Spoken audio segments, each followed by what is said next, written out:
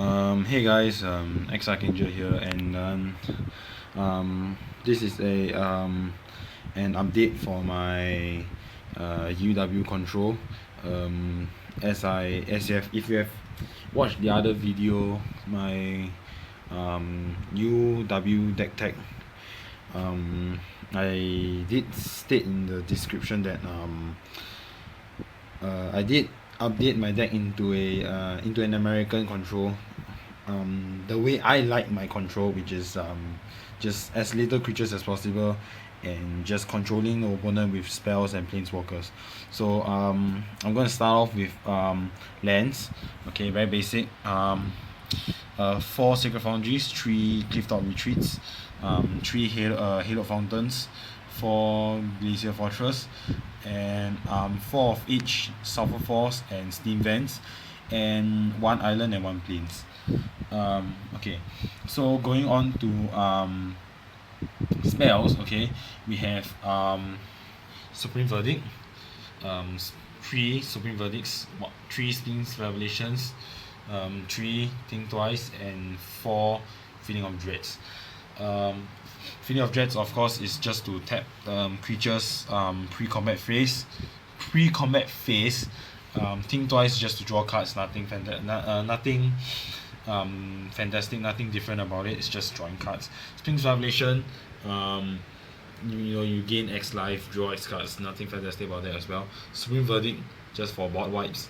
And going on to the next set of spells, we have Render Silent, the counter spell for my deck. Very fantastic. Counter target spell is controller can't cast spells this turn. So it's very awesome late game. Even mid game also is very awesome. Yeah, that's about it. And then I have Boros Charm and Azorious Charm. Azorious Charm is of course to bounce creatures or to cycle, or to even give my creatures lifelink. For example, my Entreat the Angels or my Boros Reckoner, just give them a bit of lifelink. You can also combo well with Boros Reckoner and Boros Charm, because you're gonna give Boros Charm, Boros Reckoner for indestructibility, and you're going to Azorious Charm Boros Reckoner for lifelink and block. So when you block, okay, it gains lifelink and it's indestructible. So for Boros Reckoner's ability, okay, here we go. Not sure if you can see it clearly. Okay, but when Boros Reckoner is dealt damage, it deals that much damage to target creature or player. Okay, and then 1 free of white, and it gains first strike, and it's 4 of those, of course, definitely 4 of those. Fantastic card all around. Completely destroyed by this card a few times. What you do is that you will block your opponent's creature. For example, you have your opponent has let's say a Traktas, so a 5/3 Traktas. Okay, you shall block with the Boros Reckoner. Okay, and then use Boros Charm's second ability, which is permanents you control indestructible this turn, and Azorious Charm's first ability, creatures you control gain lifelink on you often. So what you're gonna do is to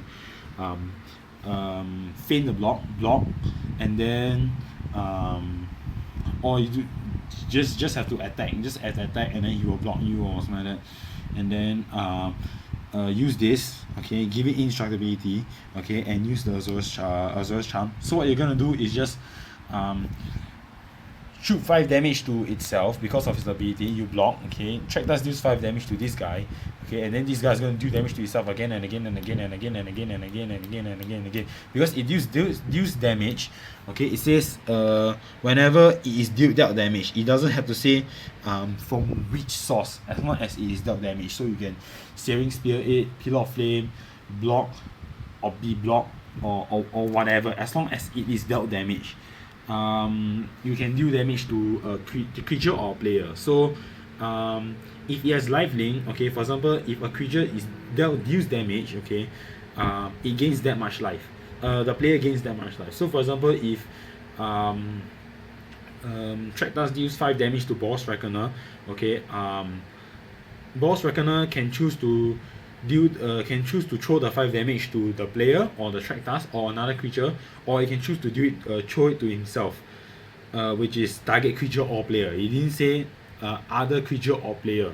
So it can just shoot to himself again and again and again and again with the life link. You have infinite life. So that's the combo. And then of course Entreat the Angels. It's just Entreat the Angels. You know, it's just Entreat the Angels. There's nothing much about it.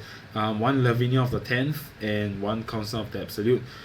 This is used to name Sphinx Revelation or Entreat the Angels. In which this case I'll get 2 free angels every time I cast my Entreat the Angels there. And then Lavinia of the 10th just for a little bit of stalling with his detain ability. Not a very fantastic card, I should say, but it's 4/4 and protection from red can be quite useful sometimes. So you never know. And then Planeswalkers, of course, Tamiyo, the same stuff. Tap target permanent, draw a card for each creature.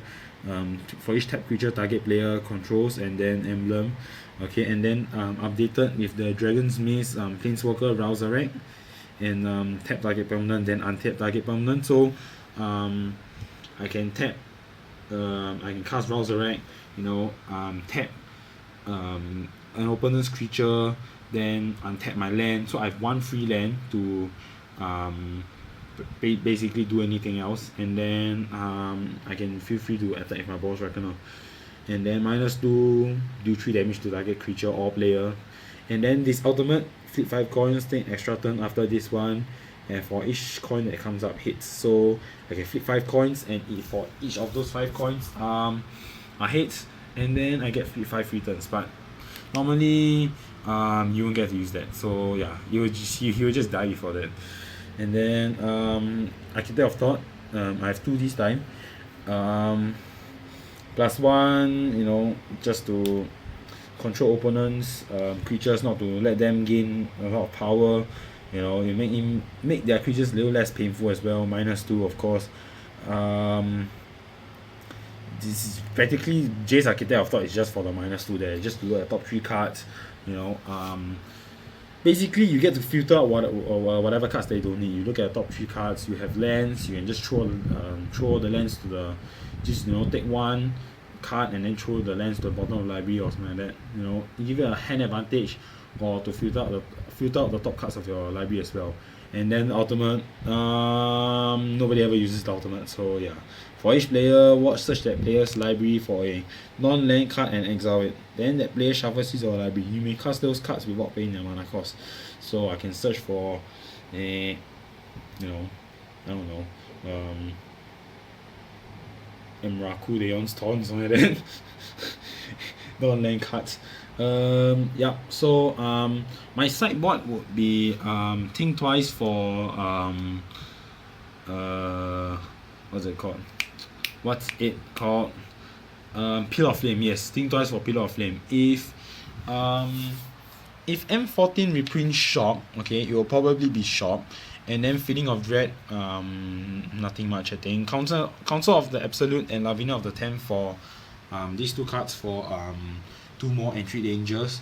And that's about it. That's the only sideboard. With the new sideboard rules, that's legal now, and that's about it. So thanks for watching, guys. Bye bye.